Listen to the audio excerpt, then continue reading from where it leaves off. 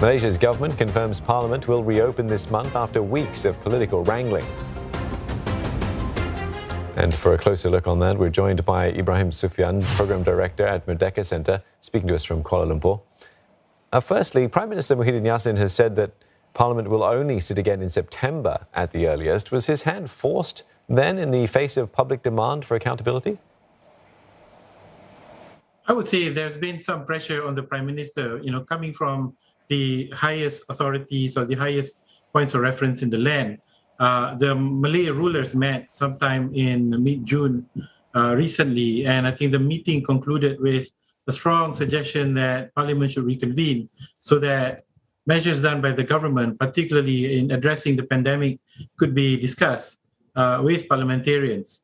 And so I think that, I would say, is a big pressure. And we can see that even after that, there was another meeting, an audience between the King and the speakers of the House of Representatives and the Senate, where after which, again, he reiterated his strong suggestion that the Parliament be allowed to reconvene again and even set a deadline by August. And so I think that in many ways sets the tone for the most recent statement today, where the Prime Minister is going to work towards convening Parliament before August. So we can say that there's a great deal of pressure from many areas of society here in Malaysia.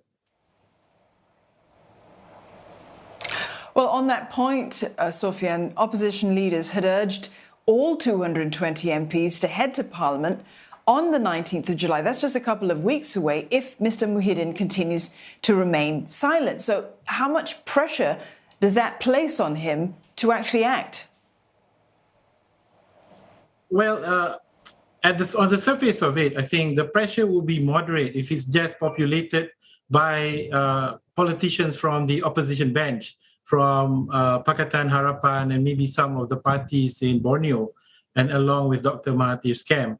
But I think the big concern is that this opposition group might be joined by dissenting members of parliament from within the ruling coalition itself. I mean, we do know that the relationship between UMNO and the Prime Minister and his party has been fraught with problems, and that there are factions within UMNO that disagrees with the Prime Minister on policy issues and on many other things, and have sought to disengage from the ruling coalition. So I think the move to have parliamentarians march on Parliament in itself, may not be a major event in itself, but who attends these things, if it transpires, I think can set another train of events to unfold that could threaten the stability of the government.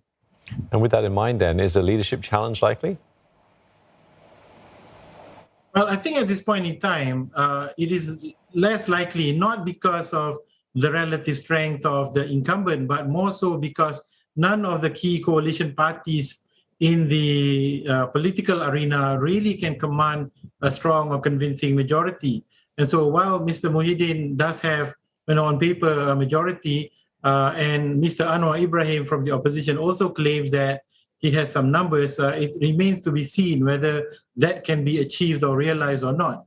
The other thing is the modality for such a challenge to unfold. One needs to go to perhaps the parliament and call for a motion of no confidence. And I think that's going to be an uphill battle, partly because I think the speaker will want to prioritize government businesses first. And so such motions may not play up within the parliamentary setting. If there's any kind of challenge or event that may unfold, it is if, let's say, a major party such as UMNO decides to physically pull out from the ruling coalition. That, I think, could precipitate either a rearrangement of parties or leadership. At the same time, Malaysia is facing some serious challenges. It has its political crises and also the health crisis of COVID-19, stricter lockdowns in certain areas. What measures, Suffian, can be taken to ensure that Parliament sittings remain safe at this point? Well, I think, there is great concern about the pandemic. It has spread and doesn't seem to be showing signs of abating in the, I think, near future. I also have to say that the government vaccination program is moving along very aggressively, so more and more people are getting vaccinated each day. But I think it does show, the data from testing and all that does show that the bug is already out there in the public space. So from what we understand, the first sitting that's going to be convened in Parliament is going to discuss whether or not there's agreement to have the sessions done hybrid, in a hybrid fashion, meaning some people can attend session physically while others will do it online. And so what terms or procedures will be in place for such sessions to take place? I think that would be the first order of business. And after which, I think the procedures will be set. And then we will have, proper or formal parliamentary sessions take place, perhaps in the near future. All right, many thanks for your thoughts this evening. Ibrahim Suffian, Program Director at Merdeka Center.